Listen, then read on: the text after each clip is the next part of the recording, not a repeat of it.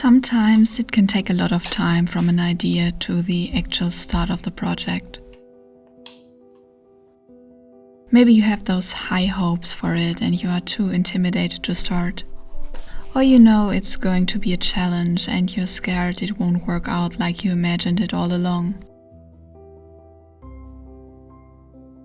Or sometimes you have started a big project but then life got in the way and you had to put it aside for a while.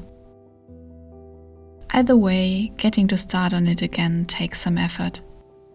But today we are going to tackle this one.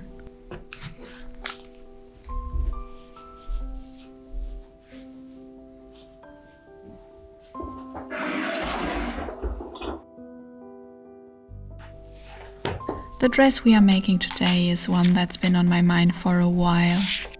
The design we are basing the dress on is the 18th century ballerina dress, a dress I made a few years ago, which is still one of my favorites.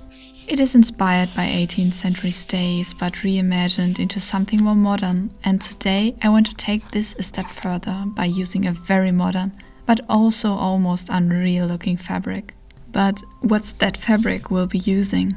This dress is made from Liquid Organza, which is absolutely gorgeous, but also very sheer and very delicate. And I know a lot of you might be wondering how to work with such a fabric without wanting to pull your hair out. That's where today's sponsor Craftsy comes in. They have thousands of classes spanning sewing, knitting, quilting and so much more. But there's one class I want to highlight for a project like this, which is called The Essential Guide to Sewing with Shears by Sarah Arm. If you ever wanted to work with see-through fabrics, this course goes over everything. How to cut and stabilize the fabric, how to add details like pin tucks, pleats or gathers. Plus all of those beautiful seam finishes like French seams or bias bound edges, for example. It even shows you different hem options for a really clean and professional look. And right now, the first 1,000 people to click the link in the description will get a full year of Craftsy Premium for just $1.49. The offer is only for new members, so if you wanted to level up your sewing, or maybe you have this one sheer fabric in your stash that you always wanted to work with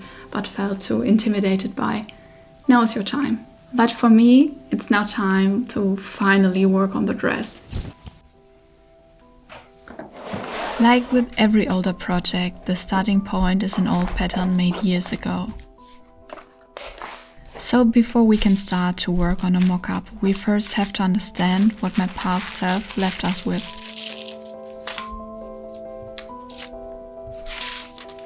In this case, the pattern itself was very easy, but I cut it into lining and facing the last time I worked with it. So the first step now is to reattach all the pattern pieces like they once belonged together. While doing that, I got even more excited to work on this pattern again. It looks so easy but took so long to construct and I'm really proud of it.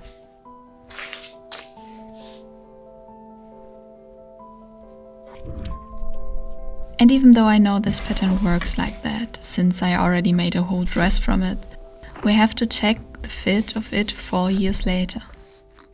For the mock-up I used the cotton fabric that is woven a bit tighter than my usual mock-up fabric, since we are basically sewing a pair of stays that are meant to be very sturdy. I prepared the fabric by ironing it and then pinning it into double layers. Since the stays will have boning channels throughout all the pattern pieces, we need 2 layers of fabric for each.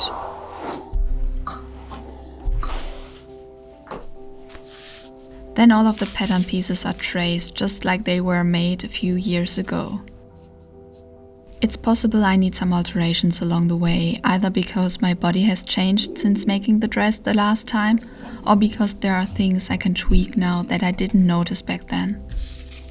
That means all the pattern pieces are traced 2 times with seam allowance drawn around them as well. But for now we aren't cutting the pieces out exactly like they were marked, but a bit wider. This makes it easier to add all of the boning channels without worrying that the layers will shift. I also marked each side on the pattern pieces, which will make it easier to assemble later. Then it was time to start working on the sewing machine, but first I had to prepare it a little bit. My sewing machine is a very trusty companion, but once in a while she needs some love. So before sewing anything, we have to fill up the oil and clean away the dust.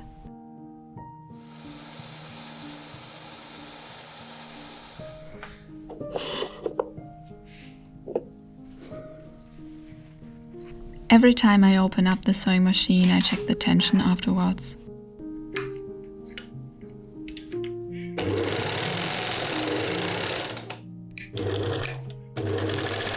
And with everything worked on and clean stitches prepared, we can now start on the stays.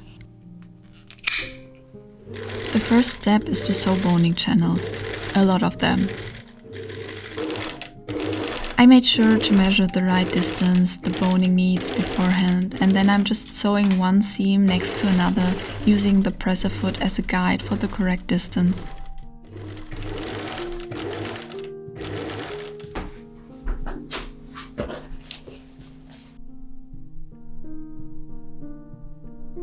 Once I finished all pattern pieces, I could trim away the excess fabric, just leaving the seam allowance. And after that, I could clean up all of those loose threads by pulling them through the fabric to the left side, tie them there and cut away all loose ends.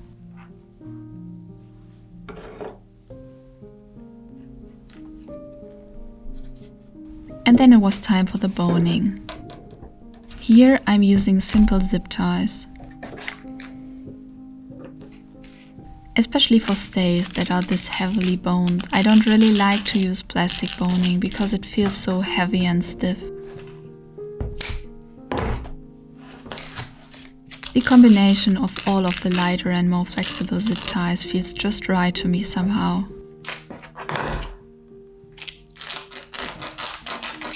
So I cut all of them to the right length, smoothed out the edges on top and bottom, and then put one at a time into all of the 148 boning channels. Right now I'm trying to figure out how I want the back to be laced. I guess the right way for 18th century inspired stays would be spiral lacing, but I really want the waist to be snatched.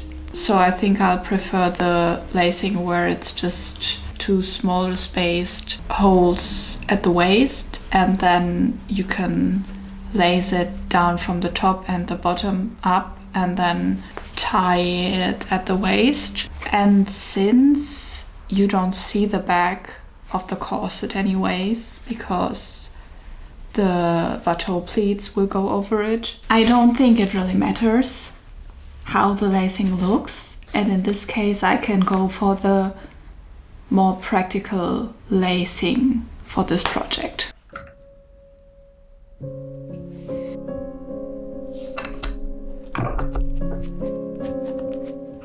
To add all of the pattern pieces together, I removed the first boning on each piece again. This way I could easily lay it under the sewing machine and close all seams without too much work. Once the seams are closed, the boning is added into the mock-up again. And like that, the mock-up was done.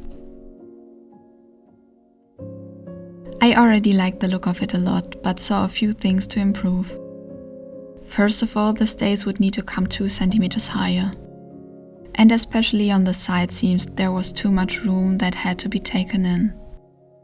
I also noticed that the boning placement could be improved a lot, which would give more stability and strength as well. But the overall shape, the curve of the hip and the shape of the front was something I really loved, which made me excited to work on the actual stays.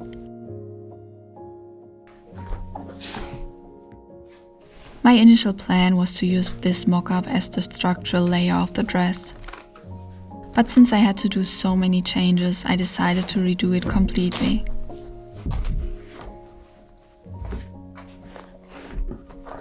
So in order to transport the changes onto the pattern, I took the mock-up completely apart.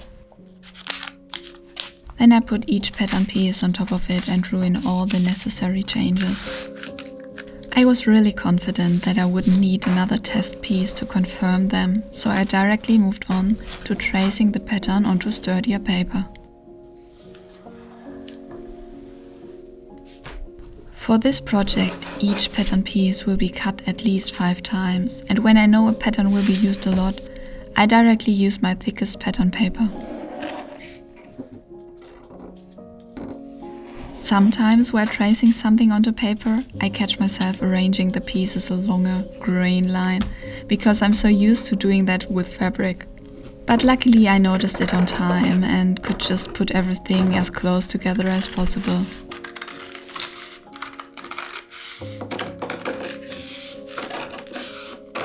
I also started to plan how I wanted to add the boning channels this time, focusing on them supporting the shape of the stays more.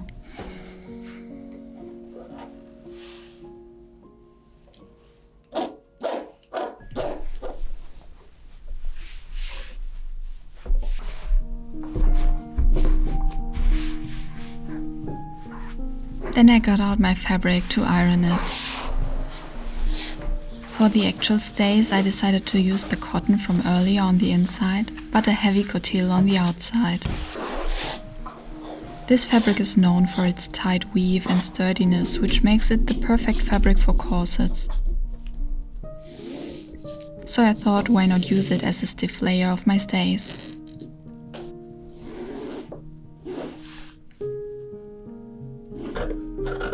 So here again, I layered both fabrics on top of each other and then traced all of the reworked pattern pieces onto them. And just like with the mock-up before, I cut loosely around the markings for the seam allowance. Then it was time to sew the boning channels. Especially on the front panels, this is a bit tricky because I wanted the stays to be fully boned, but had to accommodate the angle of the pattern piece. So I decided to make some kind of zigzag pattern into the channels. This also allowed me to just sew the channels without having the threads loose. The way to make those channels is to sew down from one side. Once at the bottom, turn the pattern piece around again, sew back just a few stitches around the width of a boning channel, and then finally turn the pattern piece around again so that you sew the next boning channel along the other side.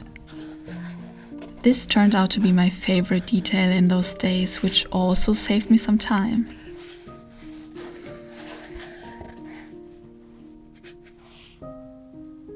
Once one pattern piece was done, I used it as a guide for the other side. And this way I worked my way around all of the bodice pieces.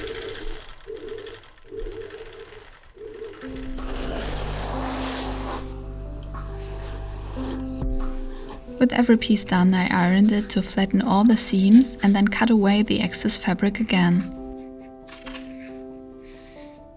Then I added all the boning into each channel exactly like I did on the mock-up, cutting the zip ties to the right length, smoothing down the edges so they won't catch threads while being pushed in or destroy the fabric at the bottom, and then putting all of the boning in. Having the boning inside the pieces also exaggerated the look of the boning channels, which made the zigzag in the front even more beautiful. I really like this detail a lot. It looks so clean, and compared to the previous placement of the boning on the mock-up, gives so much more support and shape. Working on the boning still took very long, so I decided once all of the boning was added to take a break and work on the rest the next day.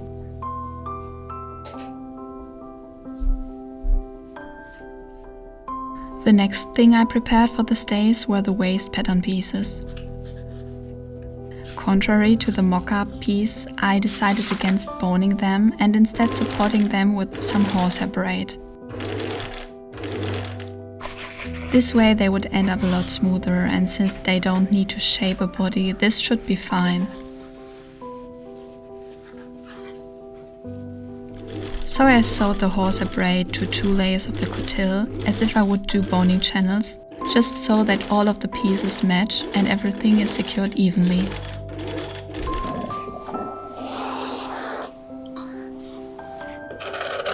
After ironing and cutting these pieces, I was really happy with the stiffness the pieces provided.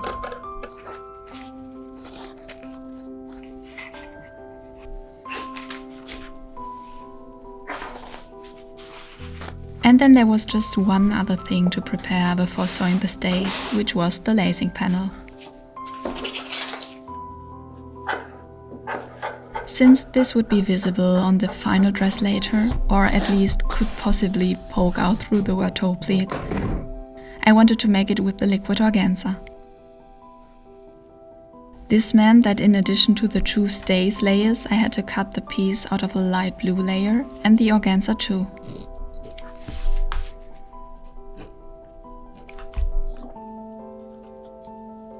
This was also a good way to get familiar with the organza, see how it behaves under the sewing machine and how difficult it is to cut it.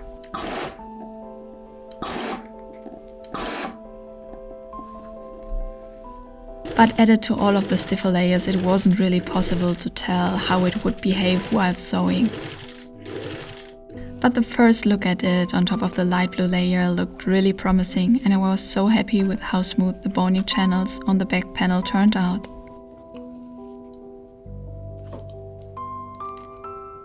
As a final step on the lacing panels, I had to add the eyelets. I really liked the lacing pattern on the mock-up, so I just copied it in here. Getting the hose through all of the different layers was a bit tricky, but with each added eyelet I got happier because it finally looked like something coming together.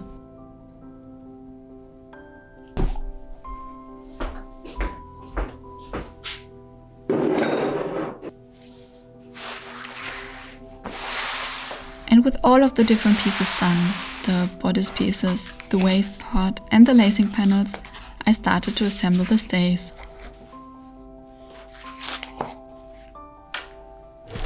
I did it the same way as on the mock-up before, because it worked really well there, and so I got to make fast progress on this step.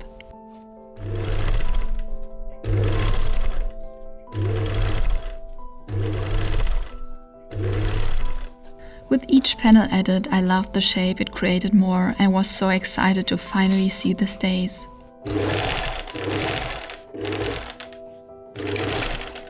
In the end, I wanted to add one final piece of boning along the neckline of the stays to make sure they curve around the bust evenly.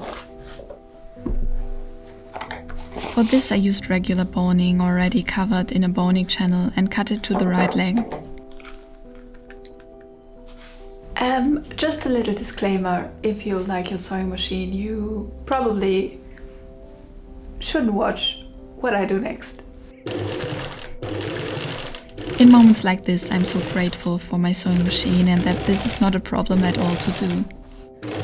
It doesn't even feel different than sewing through thick fabric. The only important thing though is to change the needle afterwards. Trying on the stays made me so happy. They fit perfectly and I loved the look of them so much. There was nothing I had to change, which was really cool, but taking the stays off also meant that in the next step they would be covered and nobody will ever see them like this again, which definitely is a shame. So I hope you don't mind some detailed shots of just the stays as a little tribute to them.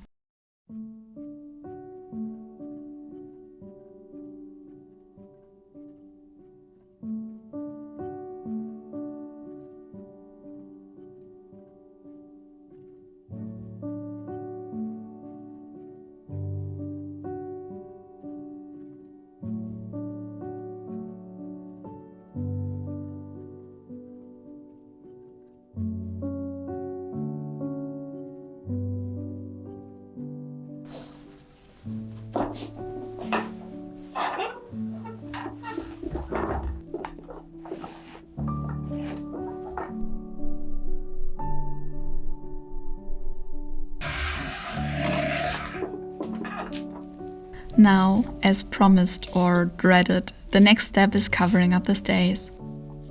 With all of the boning they are pretty uneven, and in order to get a smooth outside we have to even them out a bit. For this I'm just using regular batting. Since the one I got is a bit thick, I carefully pull it apart so that I have 2 thinner layers. Those are then draped around the stays and ironed into shape. To not catch the batting on the iron, I use a piece of muslin in between.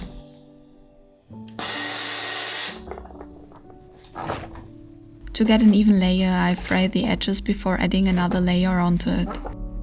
This way I work my way around the stays until everything is covered.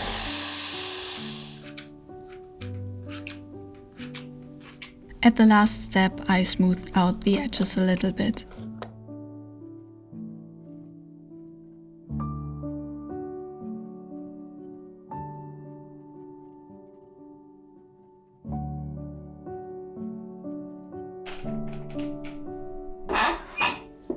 To make sure everything is cooled, I let it set overnight, and the next day the stays are ready to get their actual look.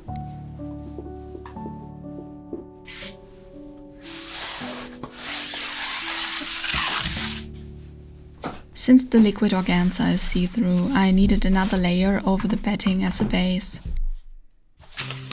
For this I just used the light blue lining I still had in my stash. It had a similar color to the organza and was light enough to not bulk at any place. So once again I got out the cardboard pattern and traced every piece onto the fabric.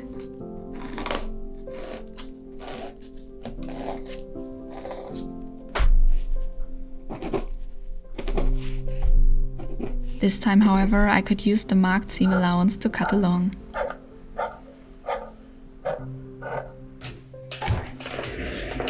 All the pattern pieces are then sewn together and the seams are ironed as smooth as possible so that we won't take away from the smoothness we already achieved on the stays. Then everything gets secured onto the stays, while most of it was hand sewn on as invisible as possible.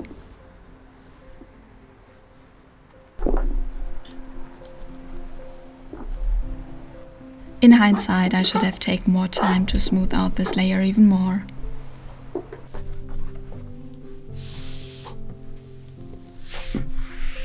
And then it was finally time to work with the organza. Since the fabric was so slippery, I decided to trace each piece individually by basting around it. This way I could smooth out the fabric, pin everything down, and nothing would move while marking each pattern piece.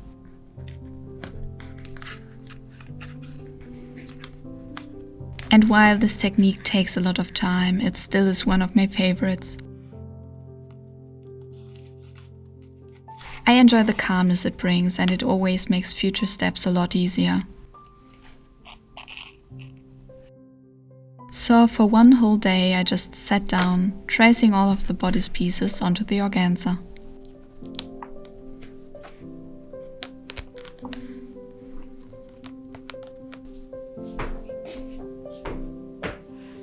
Once each piece was cut, I drew on the seam allowance and cut out all the pieces. Then I could sew the bodice together.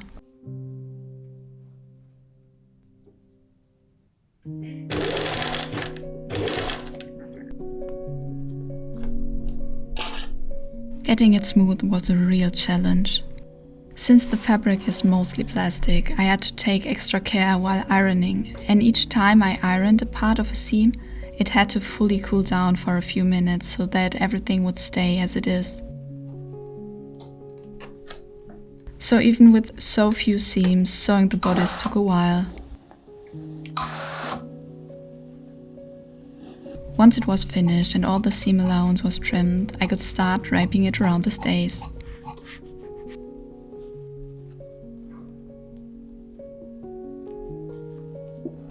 I started at the center front and worked my way around the back.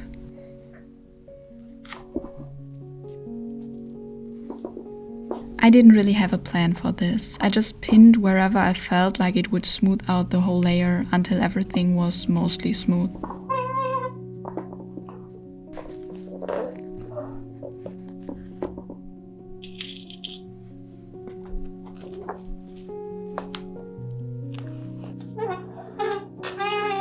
Then I removed the stays from the mannequin and started to secure the outer layer at the bottom.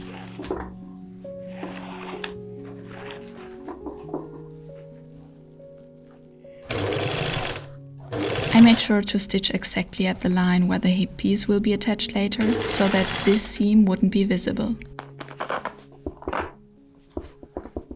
But having the bottom sewn onto the stays helped secure everything so that I could focus on smoothing out the top. This was then folded around the edge and secured on the inside by hand stitching it down.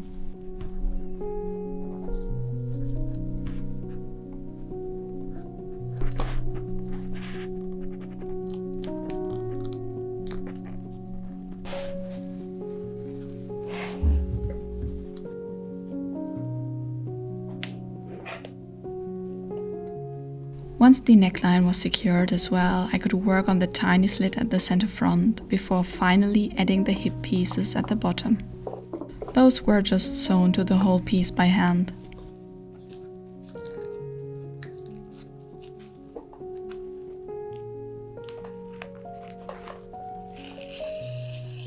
When everything was secured, I added a small piece of fabric to the center front as a backing to the slit there.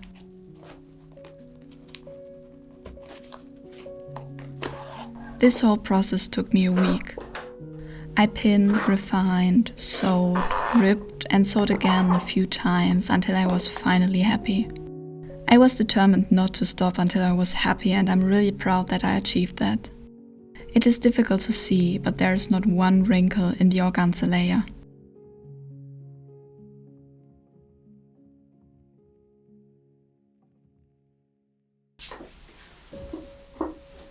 So with this milestone done, I could now focus on the skirt and pleats of the dress.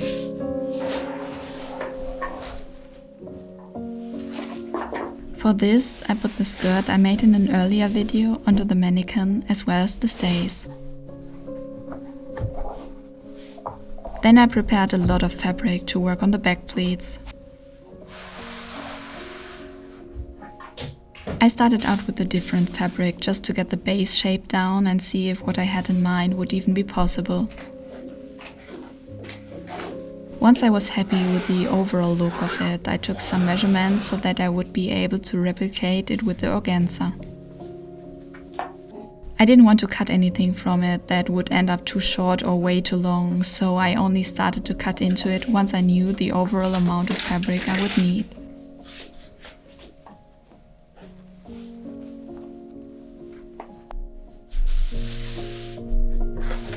Cutting the fabric was difficult enough, so I didn't want to end up cutting it wrong.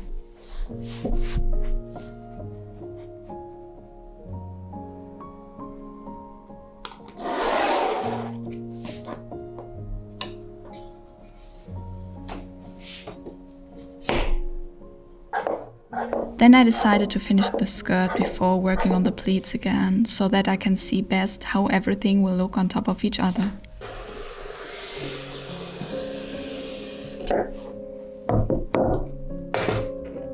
This meant I used the rest of the fabric and cut it into skirt panels.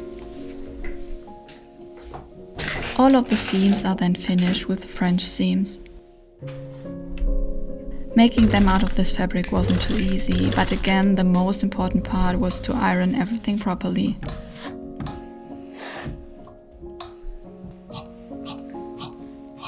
To make a French seam, you sew the lace together with the wrong side facing inwards, a little bit further out from your actual seam line.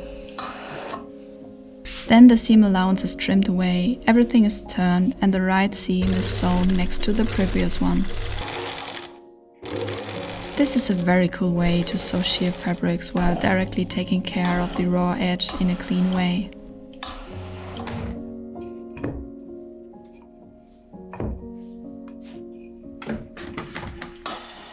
So I just sewed the last French seam and I thought it would be interesting to know how long exactly it takes, so I tracked the time. And one seam takes me 20 minutes, but the sewing itself is just 5 minutes of it. The most time I spend on each seam is actually ironing, waiting for the seams to get cold enough to continue, and then comes the sewing. So out of 20 minutes, I only saw 5. And I think it was quite interesting to do, because you probably think, and I also always think, oh, I just have to make the skirt seams. That is quite fast to do. But then on a skirt like this, where you have 4 seams, you spend almost 1.5 hours only doing the side seams, front and back. So even though it's a small task, it takes a lot of time just by doing it properly. And so this is maybe something you can keep in mind when working on your own projects, that if you want to do it with care, then it takes time, no matter how small the task is you're doing.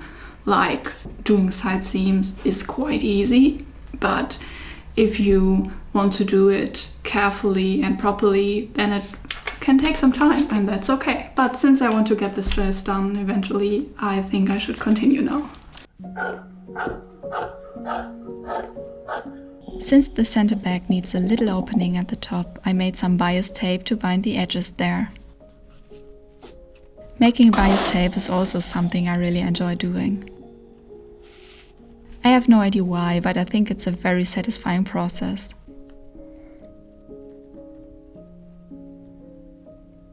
With the finished bias tape, I then encased the raw edges at the top of the center back.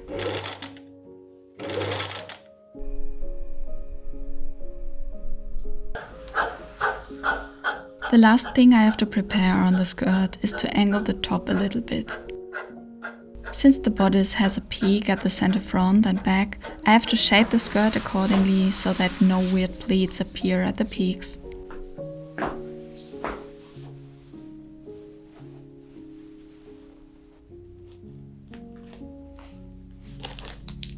And then I could add a gathering stitch all around the skirt before adding it to the stays. The length of the fabric is distributed evenly all around the dropped waist, and then the whole skirt is secured by hand.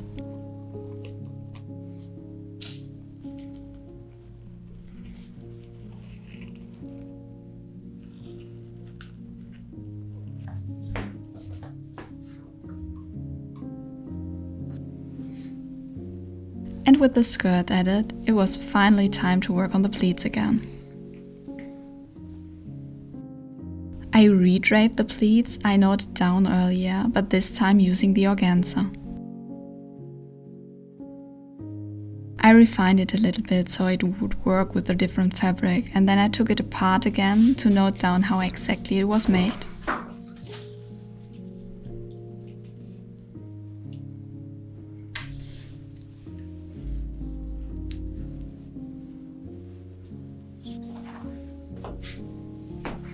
After that, I repleated everything, but doing so simultaneously on both sides to get the pleats as even as possible.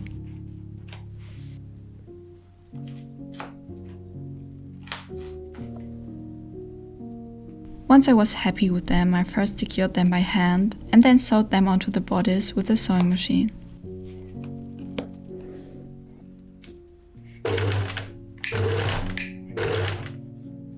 To make sure the pleats would stay in shape, I tacked the fabric down at a few places.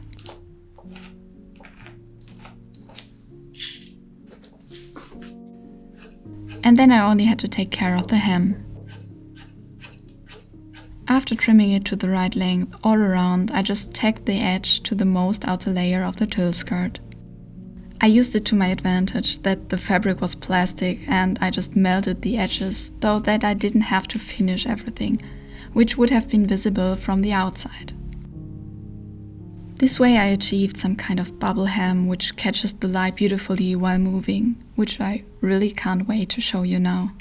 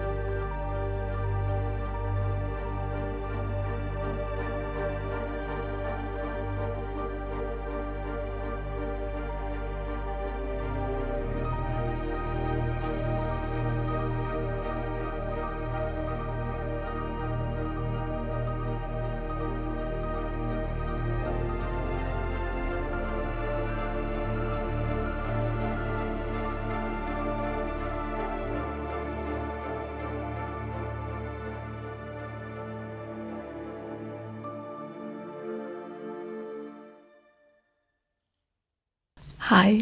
So the dress is done. You've seen the reveal, and I'm really curious what you think about it. It is one of the dresses I'm probably the proudest of. Not really because of the design, I really love the design, but I'm mostly proud of the process of it. And I'm really glad that with this video I can show that, because every step is something I took care of and I was happy with. The stays, for example, I think they turned out so beautiful, and I'm glad that I could capture it with this video, because otherwise it would just be hidden. And like I said in the video, I'm also really proud of just continuing with the step and redoing it until I've been satisfied, even though it took a lot longer than I planned, so that in some cases I had to put it aside for a while because I got a little bit frustrated, but I didn't want to lose the fun in it. So I'm just really happy that I kept going and that I spent the time on it that it needed, and of course also that it turned out like I want in the end, because sometimes you can invest this much time and then it still doesn't turn out like you want. And so I'm just really happy that the dress looks like it does now. There are like a few tiny things that I'm not 100% happy with. Like, for example, the light blue layer underneath the organza. I should have spent more time securing it, because when putting the organza over it, it shifted a little bit, and this way a few wrinkles appeared that I can't get rid of now unless I take everything apart. Another thing I would have loved is to add one more panel to the skirt, because I feel like at the hem there is a little bit too little fabric because of the big tulle skirt underneath, of course, and so it doesn't have a lot of folds there, which is a little bit sad because every fold catches the light so beautifully. But in the end I used up all of the fabric. I think I have like just a tiny bit left, which I think is very good because it is 100% plastic after all. And I think with a fabric like this you have to be extra mindful not to waste any of it. So I'm extra glad I really made the best dress I could have made from it, so I can be really happy with it, and I hope it can be used for a lot of beautiful photo shoots, for example, and that a lot of people will get to like it as much as I do. If you liked following along this journey, I can recommend you my Patreon, because I posted a lot of extra content about making this dress over there, including fitting videos, behind the scenes pictures, and also the guide how to make the tulle skirt that I used as a base. So big thanks to Crafty for sponsoring this video. Don't forget to click the link in the description or scan the QR code if you're interested. Also a big thank you to everyone who watches this video and followed me on the journey of making this dress. I really hope you enjoyed it. If you like my content, feel free to subscribe and support me with a like or a comment. And I hope I see you in the next video. Bye!